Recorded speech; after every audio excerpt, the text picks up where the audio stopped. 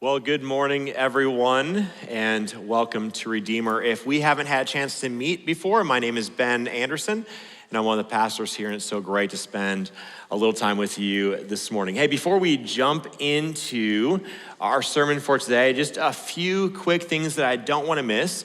First of all, if you are a first-time guest with us today, I want to give you a special welcome. I am so glad you're here. I don't know what brought you here, but I'm glad you're here, and I hope that you have a great experience. But if you're somebody who is newer to Redeemer and you are ready to be known, one of the best things that you can do is swing by our welcome desk, which is right back there in the Commons. There'll be somebody there who would love to get to know your name and your story and help you find that perfect connection here at church. Speaking of a deeper connection, ladies, pay attention. On June 23rd, we have a special event just for you. So pull out your phones, calendars, write it on your arm, whatever you typically do to keep track of stuff. On the 23rd, we have a Women's Connection event. And so if you've ever looked around this room and thought, I would love to get to know them, this is your opportunity. Come and enjoy each other, get connected. Your husband, he's got the kids. It won't be that bad. It's not for that long. He'll be just fine. Sneak away, put it in your calendar. I hope that you can make time for that. If you want to know more about that, the website is a great place to go. You can get connected there, or just check out your Monday morning email. If you're signed up for that, that information is in there as well. Well, I have one more exciting thing that I want you guys to loop you in on, is next week is our 110th anniversary as a church. Yeah. Now, here's what's really cool about that. It's not just kind of near the 110th anniversary, it's on the exact date when this church was started, 110 years ago. And that's something to celebrate. And if you're gonna throw a celebration, what do you need? Ice cream. Ice cream. If you said anything besides ice cream, you're wrong. Ice cream, you need ice cream. So this is what we're gonna do, this is gonna be really fun. We're gonna have ice cream in the Commons area, and we're gonna have 110 topping options for you. So I challenge at least one of you, all 110 toppings, just on like this high, eat the whole thing. You gotta eat to win. But it's gonna be a great time. So whether you have been here your whole life or you're just joining us, swing by. In fact, even bring a friend. It's gonna be a great time that you won't wanna miss. Well, today we are gonna step into our latest sermon series, Thoughts and Prayers for One Last Time. Thoughts and Prayers. This is a statement that you have probably seen online before. This is a statement that's probably been said to you before in some very dark times in your life. In fact, you might even had a friend or neighbor, someone close to you, come to you and tell you about something tragic in their life. Maybe there was a death in the family. Maybe there was a loss of a job. Maybe there was a diagnosis that they just got that they did not see coming. And before you even knew what was coming out of your mouth, you said, my thoughts and prayers are with you. But even as you spoke those words, you wished you could do more. You wish you could go further than thoughts and prayers. You wish you could help them. You wish you could heal them. You wish you could save them. Whatever it is, right? You felt like it wasn't enough. In fact, maybe in your life, as you're looking back, there's been times when you could have done more, but you maybe just never followed through. You never kept your promise. In fact, if you look online at any of these posts about tragedy and people write thoughts and prayers, one of the most common critiques is this: thoughts and prayers are not enough, right? We need to do something more. Or sometimes people will say, thoughts and prayers are worthless. That's what we've been wrestling with throughout this series. Thoughts and prayers. Do thoughts matter? Do prayers work?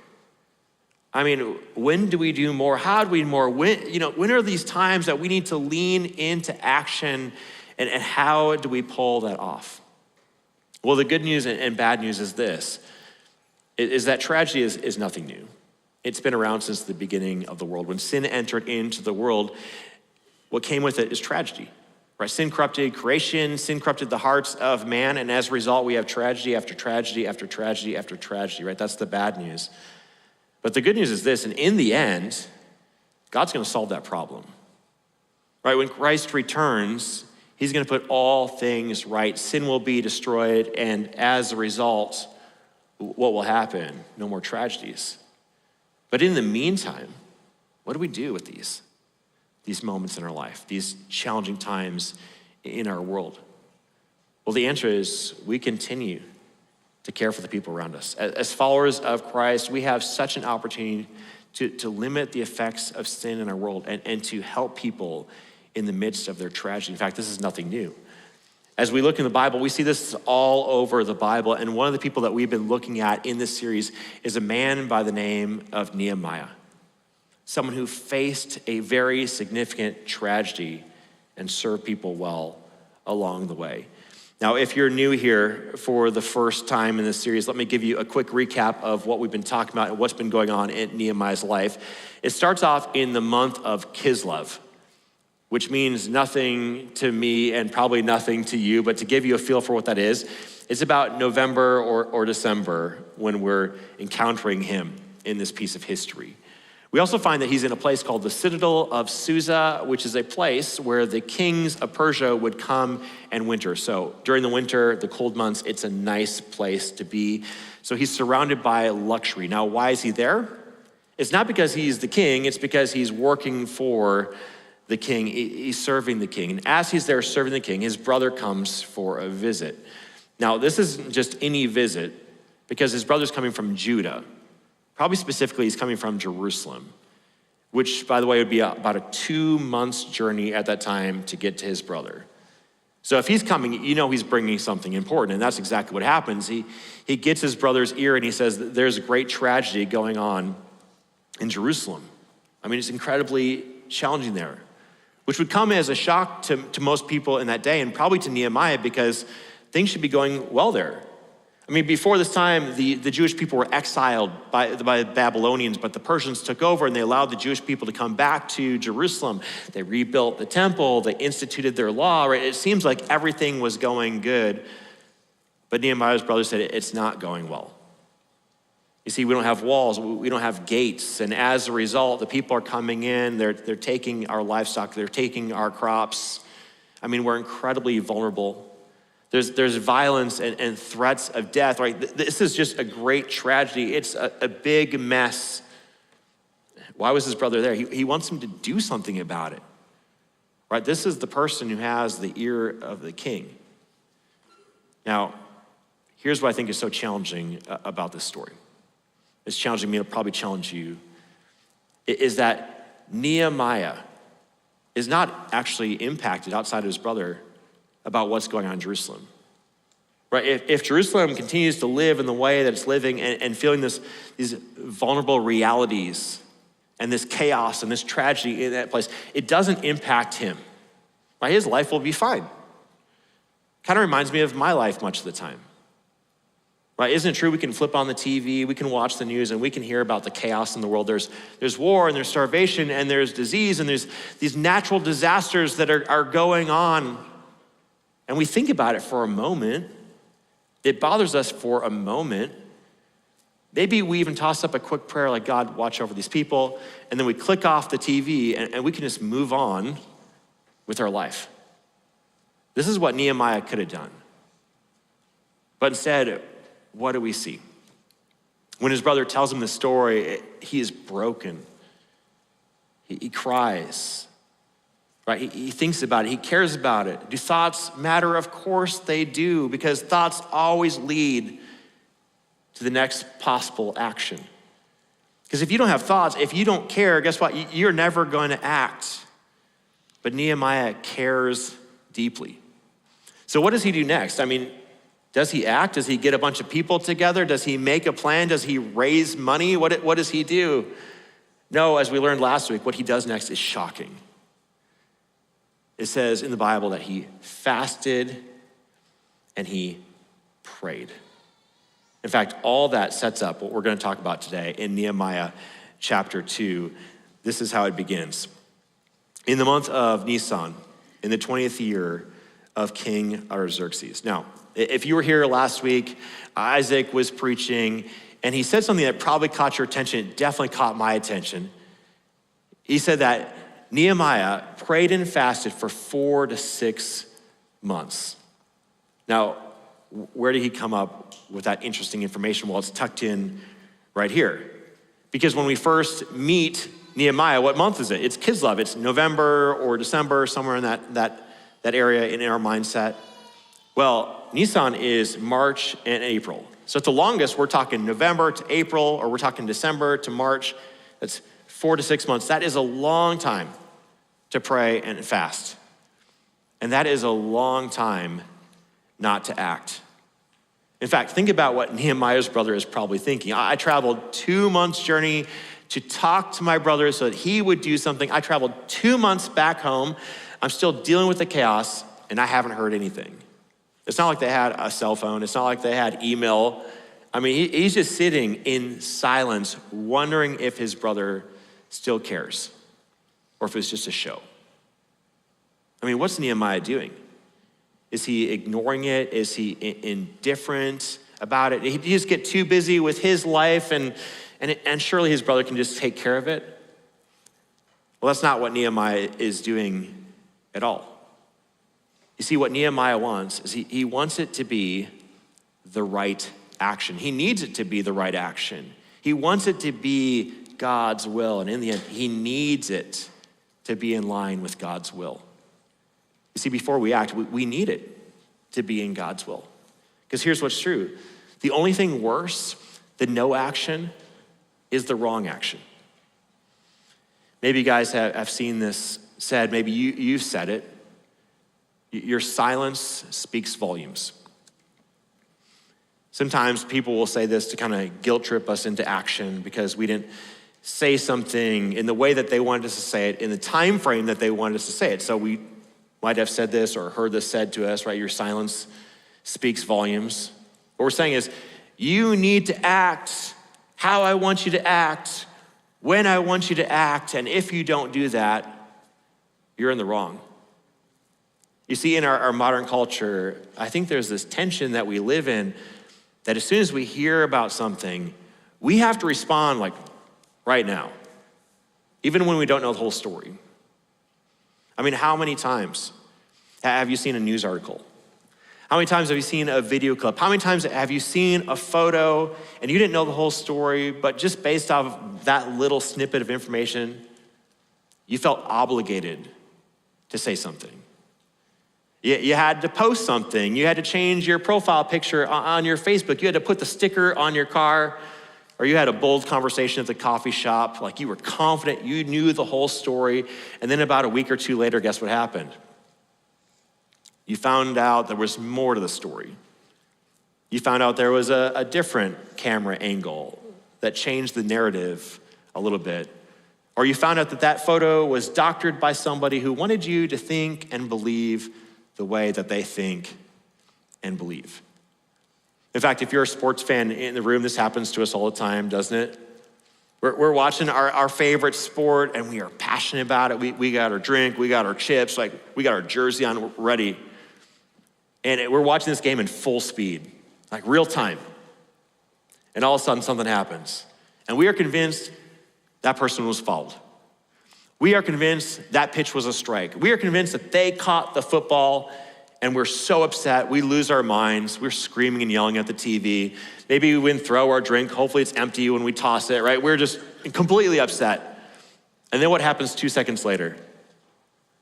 They show the replay and realize, oh, they actually didn't make the catch. Actually, that was outside the strike zone, or actually, they never touched my person. He just pretended like he got hit while going out for the layup. And all of a sudden, we have to backtrack on what we once thought was true because we didn't take the time, we didn't know the whole story. So what is Nehemiah doing here? What is he doing that is so wise? He's taking his time because he understands he needs to make the right action. And he knows that no action is better than the wrong action. In fact, if you read through the Bible, you find these stories all the time where people acted prematurely. God called them to do something and they got impatient, so they acted and created a bigger mess. One of those people was Sarah in the Bible. If you guys remember in the Old Testament, there's a story of Abraham and Sarah, and this is a fascinating piece of history. God comes to Sarah and Abraham and gives them a promise that through them, they're going to become a great nation.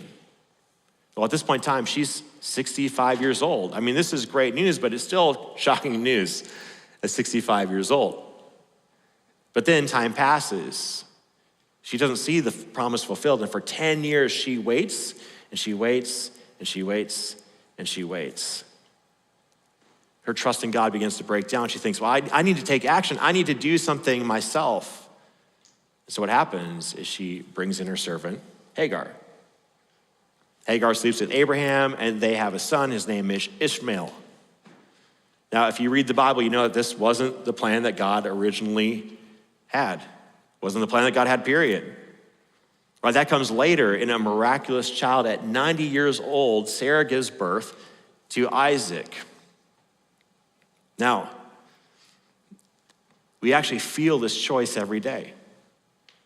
There's a tension because there's two major groups of religious gatherings that lean into the story.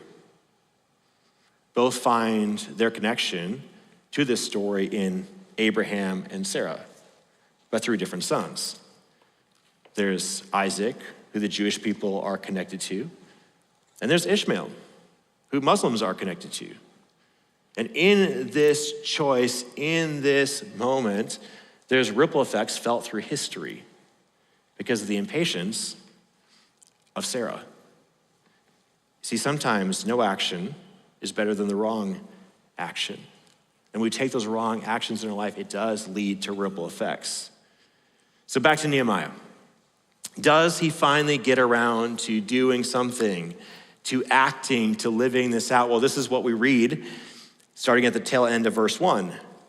When wine was brought for him, so he's talking about the king, King Artaxerxes, I, Nehemiah, took the wine and gave it to the king. I had not been sad in his presence before, so the king asked me, why does your face look so sad when you are not ill? This can be nothing but sadness of heart. I was very much afraid, but I said to the king, may the king live forever. Why should my face not look sad when the city where my ancestors are buried lies in ruins and its gates have been destroyed by fire? Now, once again, what is Nehemiah's job? He is the cupbearer to the king, so his job is to sample the drinks before the king has them to make sure there's no poison in them, which, by the way, is a really sweet job, unless there's poison in the drink. But because of this, he is a trusted person to the king. I mean, the king trusts him with his life. He becomes a trusted advisor. But this is not what this means. It doesn't mean they're best friends. And it doesn't mean that he's on equal footing with the king, right? In the end, the king is still the king. I mean, he's a big, big deal. And if you're gonna go into the presence of the king or deal with any authority whatsoever, you have to be wise when you do that. Right, you don't show up and make the king mad. You don't show up and make the king sad. Now, is this the first time that Nehemiah has been in the presence of the king, even though he's with him day after day after day after day? Is this the first time that he's been sad? Of course not. But this is the first time that he's allowed the king to see him in this way. Now, is this because he's so overwhelmed? I don't think so. I think what's happening here is he wants the king to see him this way, because in that culture, you couldn't talk to the king before the king spoke to you. And he's trying to draw the king into a conversation that might not have happened unless he looked this way. And so the king looks at him with this curiosity. Why are you sad? Like, what's going on? Now, then we see the emotion shift. What happens in Nehemiah? It goes from being sad to scared. Now, to understand why he's scared, we have to understand some history here. If we do a little research and we go into the book of Ezra in the Old Testament, we see why he's scared. Because we see that this very king that he is serving, King Artaxerxes, earlier made a decree that the walls and the gates in Jerusalem will never be rebuilt. Now, the reason is there was a history of rebellion in that city. And if they have walls, and if they have gates, and if they have security, well, then they might turn on the king. In fact, they've done this before.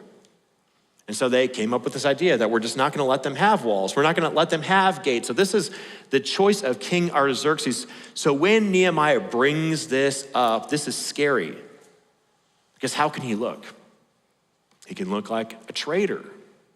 He can look like he's leading a rebellion. So at best, he might be put in jail for a long time. At worst, he could be killed off as a traitor of the king. And so now you understand why he's scared. But what is Nehemiah doing here?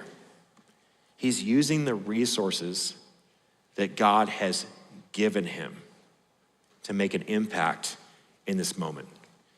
You see, if you want to know what you should do, figure out in life what you can do. Figure out the resources that God has given you. Who's Nehemiah? He's the cupbearer to the king, which means he has the potential to whisper in the ear of the king and influence the king. This is absolutely amazing that he's put in this position. I mean, I would love to be able to whisper in the ears of some of our leaders. Of course, I don't have that luxury. But what can I do? Right? What can we do in those situations? Well, one of the things that I've committed to every morning is I pray for the president. I pray for President Trump. Now, before you get too worked up, if you're not a President Trump guy, it's fine. Before President Trump was in office, I prayed for President Biden. I've prayed for presidents year after year after year after year, not because I agree with what they say, what they think, or how they lead. The reason I pray for them is because of this verse tucked into the New Testament in 1 Timothy 2. It says, I urge you then, first of all, that petitions, prayers, intercession, and thanksgiving be made for all people, for kings and all those in authority, including the presidents that we have and the leaders over us, that we may live peaceful and quiet lives in all godliness and holiness. Now, I can't speak into the ear of the president, but you're probably like me. Sometimes I wish I could, right? Sometimes I have some thoughts that I would like to share. I have some feelings, right? Sometimes I feel like maybe these guys don't get what I get or what I experience in life, right? I have some advice. I'm not going to have that opportunity. So what do? I do what I can do. I pray. But when I do have the resources to make an impact, guess what I'm called to do? Well, guess what you're called to do? We're called to act. So the question is, what are your resources? For some of you, maybe you're a teacher, and this is kind of scary to me as a parent. But during the school year, you spend more time with my kids than I spend with my kids. That's a huge resource and opportunity. How are you using that? Some of you are great in the business world. You're great leaders. You're hard workers. You've done well financially. How are you using that for God's glory to make an impact in this world? Some of you are in the political realm, right? You have leadership and influence over every single person in this room. Hopefully you're doing that in a way that's in line with God's will. Because if you do, what does this Bible verse say? You will bring peace into our lives.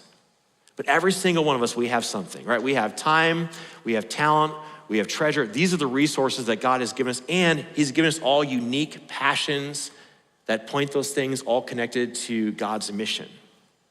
In fact, a quick side note just for you guys, every single person in this room has a passion connected to God's work in this earth, and none of those passions are bad.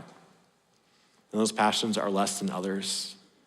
We shouldn't get frustrated when people don't have the same passion as us. In fact, what I found to be true is that in the best churches I've ever been a part of, there are a bunch of different people with different passions that don't all align, which allows them to make a huge impact in this world. And Nehemiah, he is passionate specifically about what is happening in Jerusalem. So what does the king say to him? In verse 4, the king said to me, Nehemiah, what is it that you want? Then I prayed to the God of heaven, and I answered the king, if it pleases the king, and if your servant has found favor in his sight, let him send me to the city in Judah where my ancestors are buried so that I can rebuild it. Then the king, with the queen sitting beside him, asked me, "How long will your journey take? And when will you get back?" It pleased the king to send me, so I set a time. I also said to him, "If it pleases the king, may I have letters to the governors of Trans-Euphrates, so that they will provide me safe conduct until I arrive in Judah. And may I have a letter to Asaph, keeper of the royal park, so he will give me timber to make beams for the gates of the citadel, by the temple, and for the city wall, and for the residence I will occupy." And because the gracious hand of God was on me, the king granted my requests. So I went to the governors of Trans-Euphrates and gave them the king's letters. The king had also sent army officers and cavalry with me. No, I love this part. So the king says to Nehemiah, "What do you want?"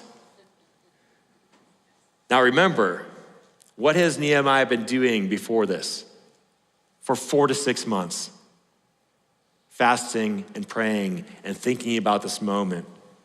If the king says this, I'm gonna respond this way, right? He should be ready. I mean, this is a half of year of prep for one moment in time. King says, "What do you want?" What does Nehemiah do? He prays. I just wanna make sure that God, I'm saying exactly what you want me to say, but after he prays, he just goes for it. I wanna rebuild the walls. I wanna put the gates back on their hinges. I wanna protect the city of Jerusalem. Now remember, he'd be terrified because this is against the will, or at least the past will, of the king. And so here's Nehemiah, he's holding his breath, waiting to see what's gonna happen. And the conversation continues. He's not dead, he's not in prison. And so Nehemiah is emboldened by this. And so he says, I need time off. If I'm gonna do this, I need to lead through this, I need time off. How long?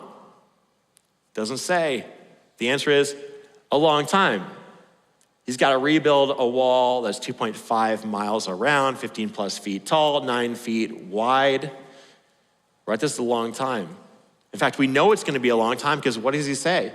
I need some wood to rebuild and to build a house for myself. I mean, this is not a short-term adventure. This is a long, long time. I need official letters. I need product from your timber, right? I need all of these things. And what happens? Nehemiah gets everything that he wants. Is this because Nehemiah is so great? Of course not. It's because God is so great. Here's a way to hold on to this. If you act in God's will, your resources are not a limitation. What's amazing here is that King Artaxerxes, time and time again, works against his own self-interest. It starts off by the building of the walls and of the gates, right? This is going to likely lead to a potential rebellion, which means he's gonna lose tax revenue, which means he's gonna have to deal with issues there, which means he's gonna have to have people come to him and say, didn't you say that you weren't ever gonna do this and now you're doing this? I mean, this is not working in his self-interest. He has to also go against his own safety. He's gonna lose his cupbearer, which means he has somebody that he's trusted with his life and now he's gonna find somebody else. I mean, that's not easy. How about this? He's gotta write a letter to the people around them, letting them know what he's gonna do so that they buy into it and that they believe it. He's gotta use leadership capital that maybe he wanted to use in a different way. He's gotta provide lumber. Either he's paying for it or he's reducing his shortage and he won't be able to build something else that maybe was in his dreams for the future. And then even beyond that, he sends some military to go with to keep Nehemiah safe, which means less military for him. You see, it's always important to look at the resources that God has provided us and be wise with those resources and live in reality. But there's a secondary truth there that we need to hold on to, is that we cannot let our vision be limited by what we currently have, by our capacity. Our vision should be connected to God's capacity, which is unlimited. So here's God. He shows up in a huge way in Nehemiah's life, but does that mean that's just smooth sailing from here on out? The answer is no. And in verse 10, we see this. When Sanballat the Horonite and Tobiah the Ammonite official heard about this.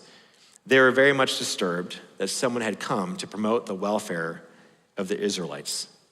So here the brakes get slammed down. We expect to be smooth sailing. He's working in the will of God, and shouldn't that make everything just go swimmingly? No, these two guys are upset. And what happens?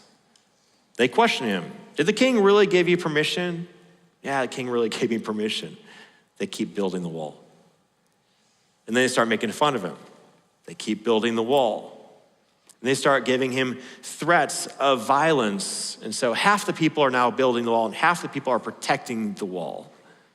And they start making up rumors about Nehemiah. They keep building the wall, and then they plot on killing Nehemiah. And they keep building the wall. See, Nehemiah is doing everything within God's will, but yet he was still experiencing resistance. Here's what's true of life. When you act, when you pursue a goal, expect resistance. I mean, this is especially true when it comes to spiritual things. Right? If we're acting in God's will, we should expect resistance because God has an enemy trying to stop what he's doing in the world. But we experience this in everyday life, right? If you have a simple goal, maybe you're trying to lose weight, guess what? You will experience resistance, won't you? All of a sudden you stop eating all those sugars. We're not counting next week. Have all the ice cream you want next week, but you stop eating sugars, you stop eating pizza, right? You're trying to lose weight. You will experience resistance because what has your body been taught? I want those things. I need those things, right? You will experience resistance. You will get in your car, you will drive down the road, and you will drive past so many restaurants that have drive-thrus that at a snap of a finger, you can have a burrito in your hand while you're driving down the road, right? You will experience resistance. When you get home trying to distract yourself and you pop on the TV, what will you see almost instantly? An advertisement for Papa John's. You will experience resistance. And then when you finally sit down with your salad at the table, you'll be surrounded by a family that is not eating salads. You experience resistance. But like I said, that's a small thing. That's a natural thing. But when you're trying to do something for God, in God's will, you won't just experience natural resistance. You'll experience supernatural resistance. That's why the hardest day of the week for me is Saturday. A day when most people love Saturdays, I actually sometimes can dread Saturdays because I know I will experience resistance. Oftentimes, that is my last moment to refine the conversations, the sermons that we're gonna have on Sunday, right? That's an important day for me. And oftentimes that means late nights. That means sleepless nights. That means early mornings, right? There is resistance. Because I'm hoping to come up here and give you guys something that will change your life and change your eternity. That's something that God has for you. And so, of course, if that is the case, if I'm walking in God's will and I'm working in God's will, what's gonna happen? There's gonna be resistance. In fact, you know what the scariest Saturdays are for me?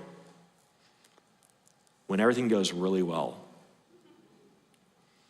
Because I feel like I'm not gonna say anything on Sunday that's worth resisting. Now, good news for you. Last night was horrible.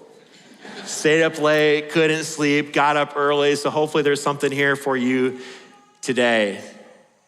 But in life, if we're doing something, if we're walking in the way of the Redeemer, guess what's gonna happen? We're gonna experience resistance. So we see that Nehemiah was on the right track. So what happens with Nehemiah's story? How does this memoir, this big, vast memoir of Nehemiah, how does it end?